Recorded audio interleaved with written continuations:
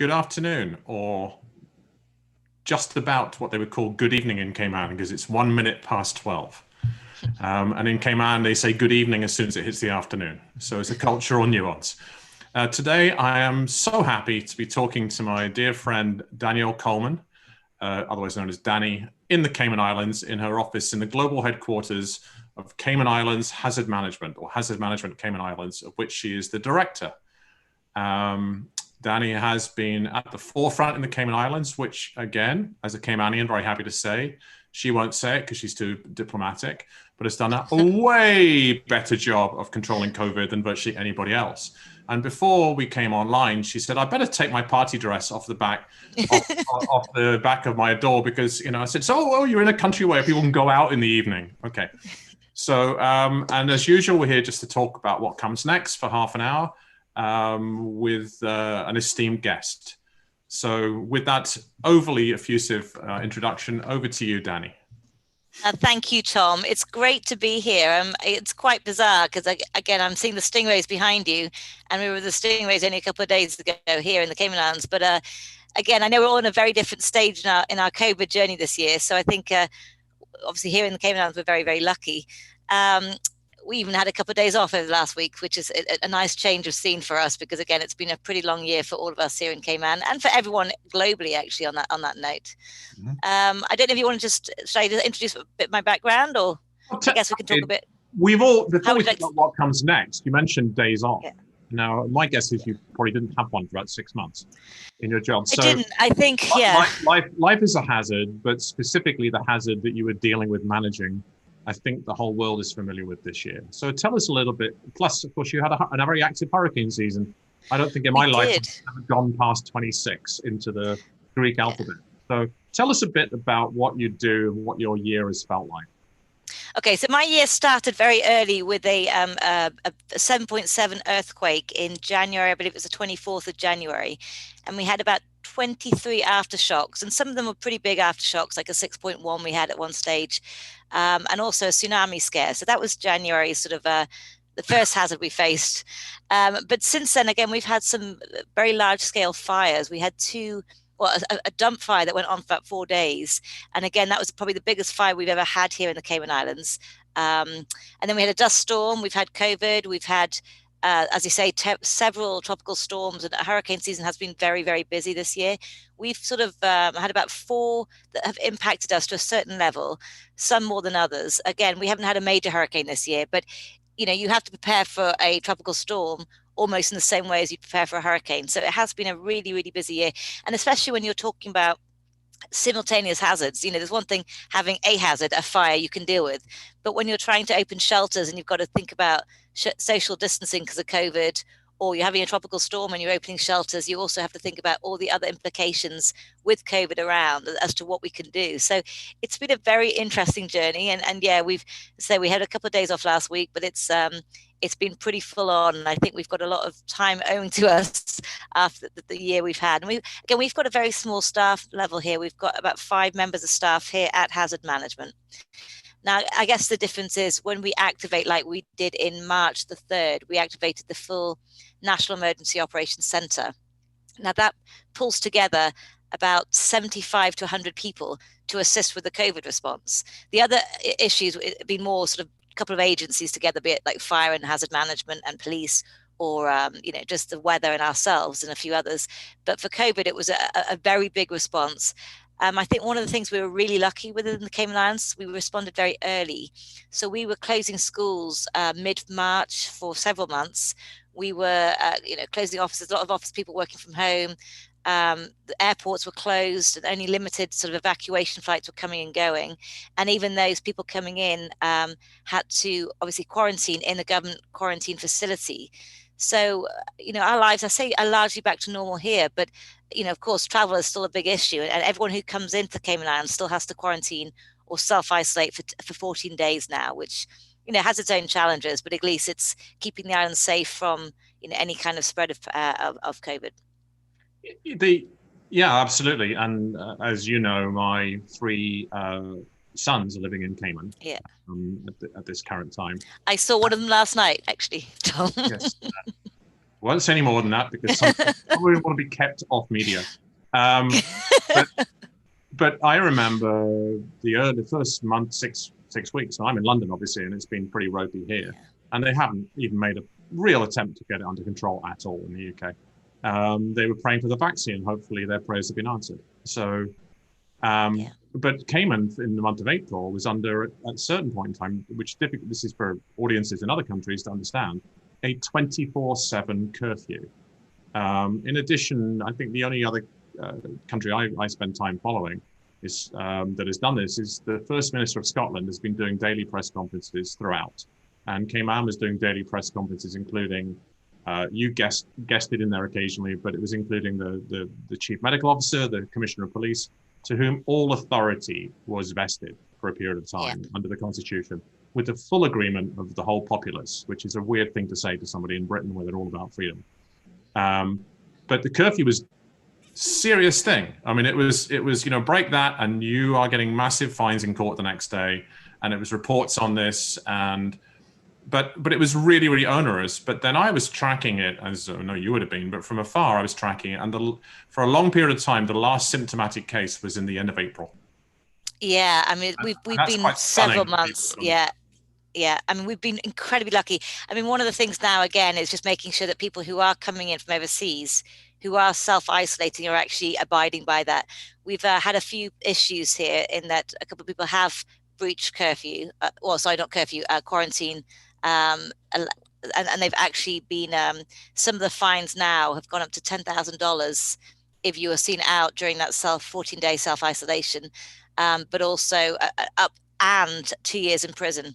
So we're very, very serious about, people breaching those, because again, I think it's, people have tried so hard to make sure that we're doing everything we can. As you said, you mentioned the curfews, we were doing shopping, supermarkets, you could only go on your specific day with your letter of your surname.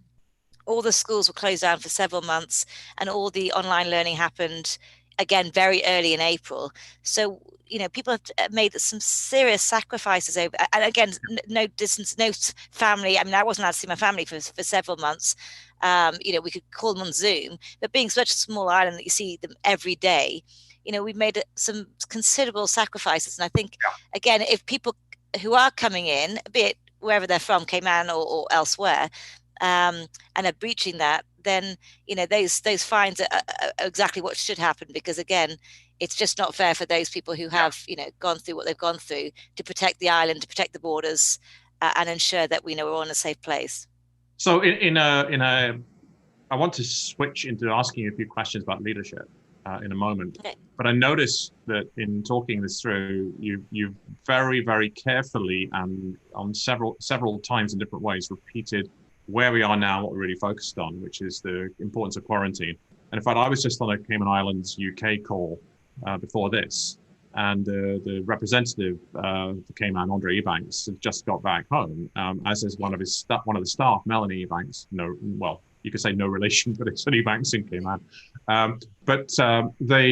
They both were talking about how incredibly efficient it was to actually get through the airport and get home, how strict it is, and just what that experience is. It's being handled well, as a short version, and you and many others deserve a lot of credit for it. What I wanted to ask you about is, the two things I would reference without getting into detail that I know of you is, one is, for years before you took on this role, you've been a very active internationally with disaster response and the Red Cross.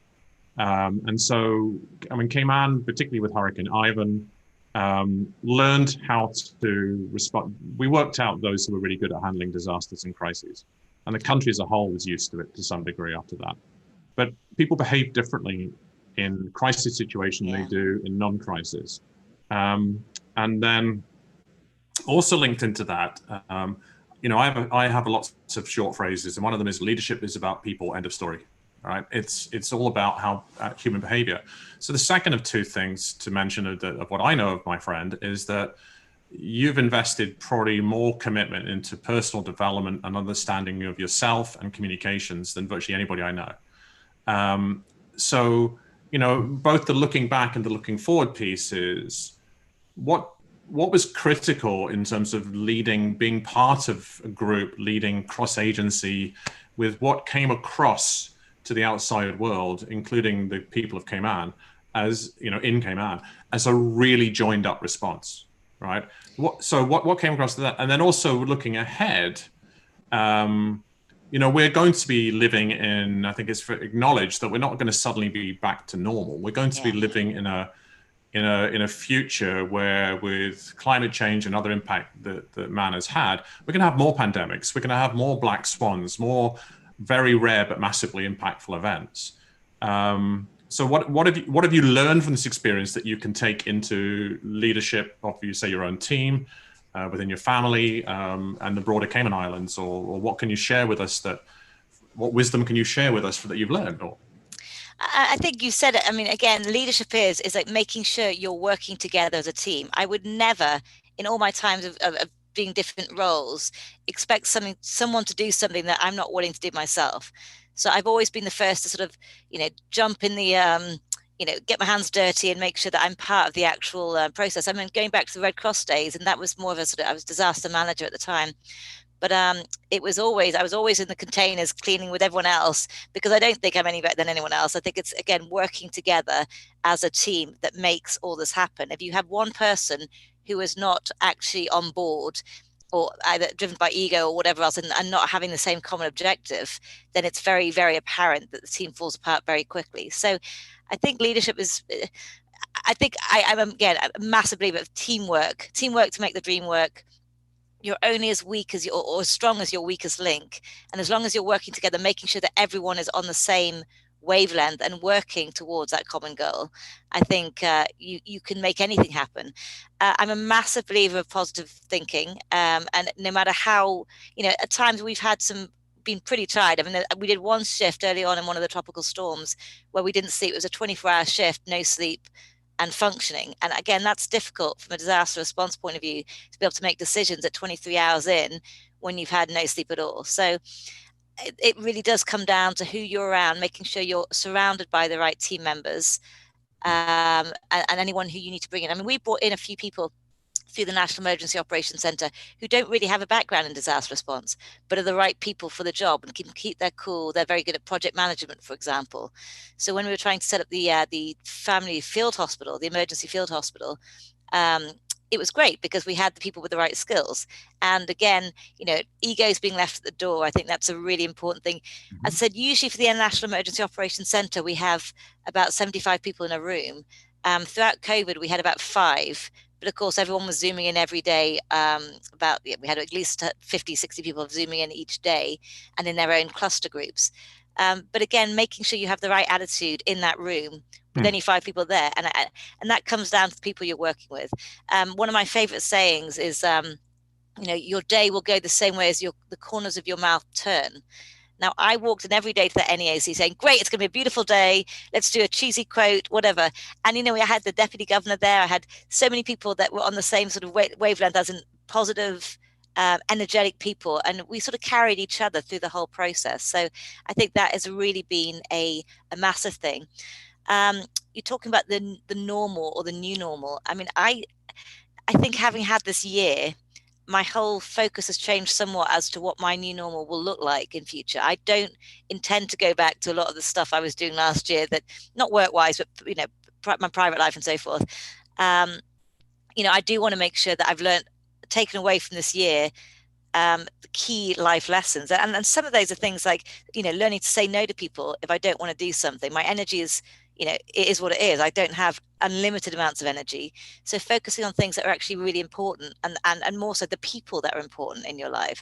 I think, we've all learned a lot. We've all had some time, some more than others, in sort of quiet solitude this year.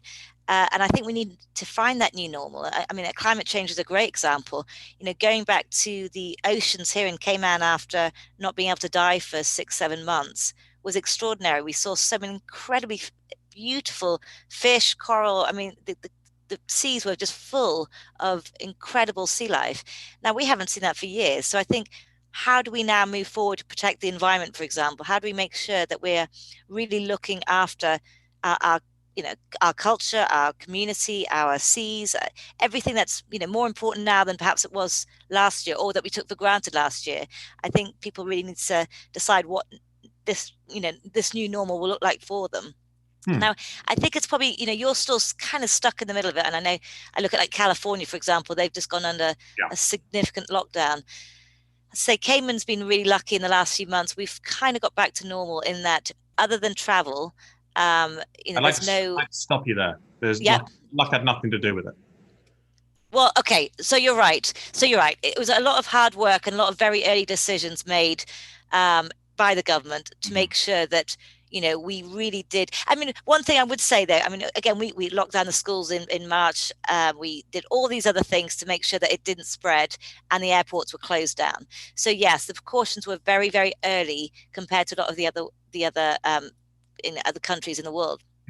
But that in itself is a risk, because again, whilst it really did work for us and we can get back to our new normal now, that could have obviously did seriously impact the economy. Now, had the virus not been, the pandemic not been the way it was, and it really has impacted everyone's economy now, that we could have got a lot of criticism for that if we've been sort of crying wolf or so forth. Okay, there's no rule book for this, and I think that's been, quite apparent that every country has taken a very different approach. I mean, Cayman is obviously an overseas territory, and yet at the same time, our approach to this pandemic has been very different from perhaps the UK at times with certain decisions. But we were very, very lucky stroke. We've managed to benefit off the sacrifice we made very, very early. And you're right, it's not luck. It's a lot of very hard decisions being made. And also, as you say, people abiding by those decisions and not misbehaving.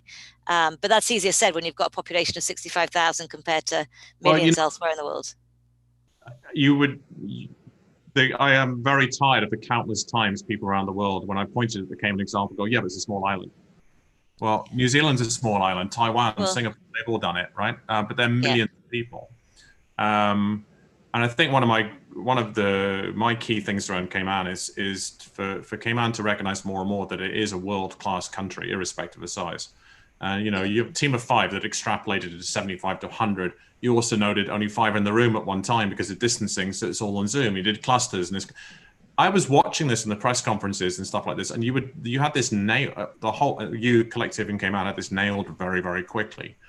And I think one of the things I'm encouraging through the London office here to Cayman to think about is the UK has already formally left the EU and will be leaving it in Brexit quite shortly in the transition period, and will be vulnerable. So what strengths will the UK have on a global stage? Well, what can Cayman teach the UK?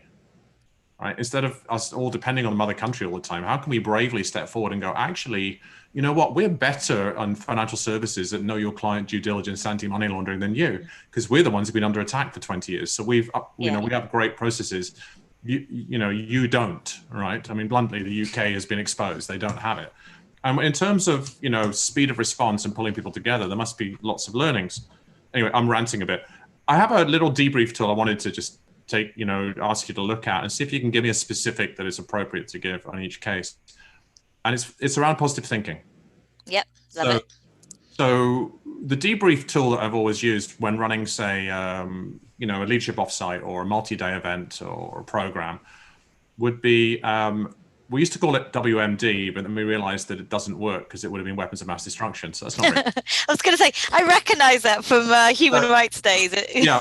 So actually shifted it around the order to WDM. So one thing that went well, one thing you could have done differently, and one thing that was missing as a learning tool. Well, different, missing. Okay. Well, I think, again, the teamwork went incredibly well. One great example is the emergency field hospital. Now, again, that was a massive collaboration of people coming together, working together, be it health, be it ourselves, hazard management, NEAC members, whatever. And we actually recently, a couple of weeks ago, got an award from the APM UK Award for Social Project of the Year. Now, we were competing against likes of Rolls-Royce for they did a ventilator project. There was 5 other participants or 4 participants, and we received that award. APM is what? Association of Project Management UK. So basically, you won an award against Rolls-Royce and other people. Yeah, an international award for the field hospital. And again, I think one of the things that the reason why we were successful in that, as they mentioned, is that small islands do have further complications when it comes to logistics. So trying to get things in the market, obviously there's a global shortage of a lot of these things. We had to improvise on a lot of things. Things like we had alerts we made internally by in Cayman with what we had, and some very interesting thoughts were made and became a reality. And again, it's a brilliant field hospital, can hold 70 plus people on top of our other 3 hospitals. So I think that was a real success story. And again, I think everyone who's worked on that is incredibly proud to be part of it. And we still got it. We keep prolonging the lease just in case we do have an outbreak. But we also worked with, the Family Life Hospital on that. So again, they're, a church that helped let us transform the church into a field hospital. Okay, so that I think went very well. What was the second one, Tom? Well, you know what? Give me one more that went really well. Okay, another one that went very well. I think, there was a lot of people who needed to leave the island, from elsewhere, from international people living in Cayman at the time. So I think the evacuations and the whole quarantine facilities went incredibly well. Trying to get people, it's also, for example, a country who might not be so willing to get people back in, be it through visas and whatever else. There was a lot of negotiation going on. Trying to get PPE was very difficult at times because, again, everything that came through the States was often blocked in the States or wasn't allowed to leave. Yes. Wasn't allowed to leave the States. So we really had to, again, work together, governor's office ourselves, the whole NAOC, private-public partnerships to make sure these things happen. And again, it wasn't seamless, but there's certainly some incredibly good teams and friendships that have developed as a result of that 8 months experience. And again, we deactivated about 4 months ago now. I mean, we're still working on it, obviously, but much lower scale for hazard management. But we were 104 days activated. Now, for a National Emergency Operations Center to be activated that long, that's a heck of a long time. And you're talking about weekends as well. It's not just, you don't get a day off during it. It's non-stop. So, you really do have to like each other and work well together. And again, as I say, leave egos out the room, put each other first and be frank with each other also. When, communication's always the key. I mean, I think any kind of breakdown in communication straight away causes difficulty and a lot of anxiety. And I think with this, we were very frank, we were very open. These daily briefings in the morning, and we had 2 other we had the press conference, but also a policy briefing in the afternoon every day, really helped solidify those relationships, but also helped everyone to be on the same page. And I think that's so critical in any disaster response, be it this year or any other things we faced in the past, that coordination, that communication, and again, really working together to be a good team. So I'll ask you for something that was missing, and you can be humorous or serious. But before, I've just got one thing. I'll tell you what was missing. One thing that was missing. But yeah, so one missing thing I see is the First Minister in Scotland, a Scottish comedian called Janie Godley, Janie, Janey, Godley, Godley. If anybody wants to look her up. She started doing voiceovers of the First Minister's press conference. And so you said it was important to be open and frank. And she used to finish them all with, "Frank, get the door." Right? That's what her point was. But I remember at one point, a young guy in Cayman did a couple of spoof voiceovers. Oh, brilliant. Chad. If he'd just done it daily, it would have been brilliant, because that went around the world in a really, it was a really supportive way he did it, right? It was really cool. He was being really positive about it. Yeah. But what was missing was we needed more Chad voiceovers all the way through, right? I think those memes, all of that called, were brilliant, because every day, I mean, again, it's a very serious environment that you're working in. Yeah. You don't get any sleep, really. I mean, it's been a year of very little sleep because of the different emergencies we've been weighing up. So you really need that humor, and you really need to be getting those kind of, be it the videos or the the cartoons or whatever they are. And we were literally like cracking up each time we saw them, and we really did actually really help all of us with our own mental health. I think it was. And actually, talking mental health, I mean, again, that's another positive. Yeah. We last year we did a lot of focus on incorporating mental health practitioner, an expert into our National Emergency Operations Centre. This is way before 2020 started. But what was really helpful is, again, she came in to help all the first responders who are living, breathing what we're doing, but also to think of, in a mental health hat, this is what we need to do for the public. And I think that was a tremendous asset to all of us, because I do think, the mental health for every single person in the world, I think this year has had mental wellness. We've had to focus on it, and we need to focus on it more, because it's been a hard year for everyone, no matter what position you're in now or what position you were back in May or March. Mm-hmm. I think mental wellness is such a key point. So missing that certainly wasn't missing, but I think more humor. I'm a massive believer of humor and making sure we can, It reminds me, 2020 has been like the toughest year ever to have gone, oh, I'm director of hazard management. Oh, great. But challenging year. I remember 3 or 4 weeks after Hurricane Ivan, it wasn't any longer than that.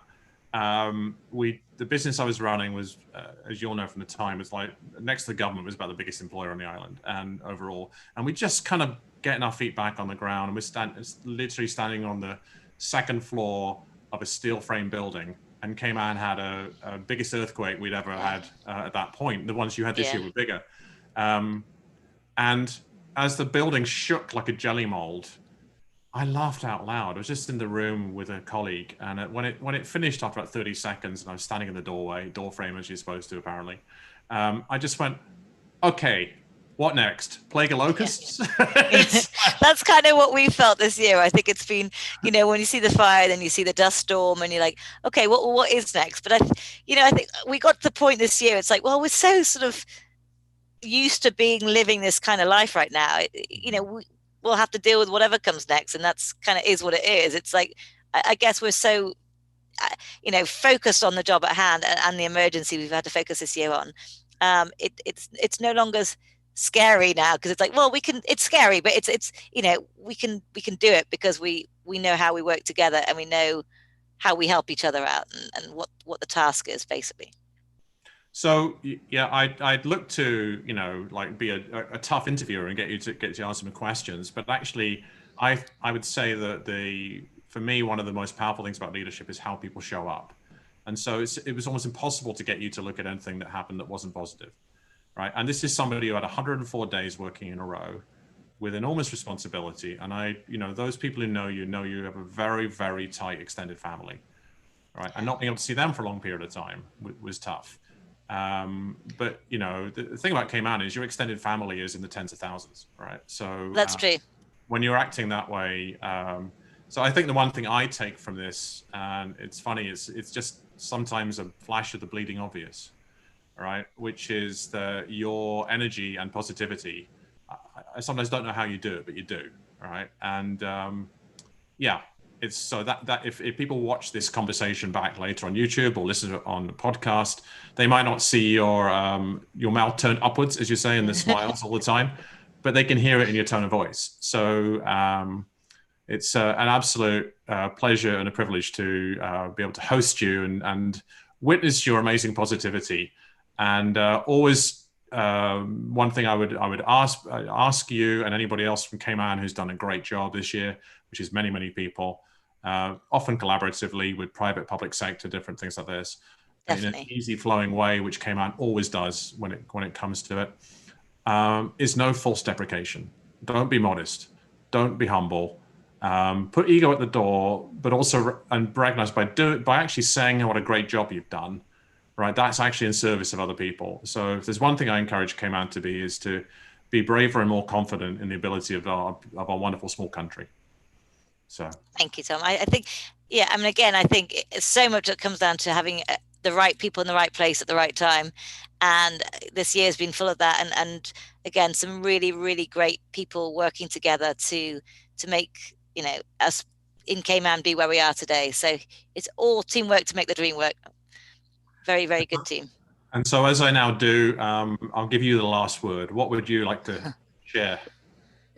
Well, I guess it's just to encourage all your listeners. I mean, we're all in different places right now, as in different spaces on our journey in COVID. And of course, some people are still under lockdown or will be coming out soon or a different tier. And I guess it's just, making sure you're looking after each other and yourselves because, whilst we've all been through this, we're all going through a very, very different journey. I think there was a great quote about it's not the same boat we're on, we're in the same storm but not the same boat, and I think it's just really, really important for everyone to hang tight, keep cherish the things you have to cherish, appreciate what you can appreciate, and think about what your new normal looks like for moving forward, because hopefully we won't go back to our own old ways, and hopefully we'll make some really good changes from the lessons we've learned this year. So that's about it, but again, really great to see you as always, Tom. Fantastic. Thank you so much. I will let you have the last word. So thank you so much, Dani. It's been a pleasure. Cheers. Always. Take care. Thanks so much.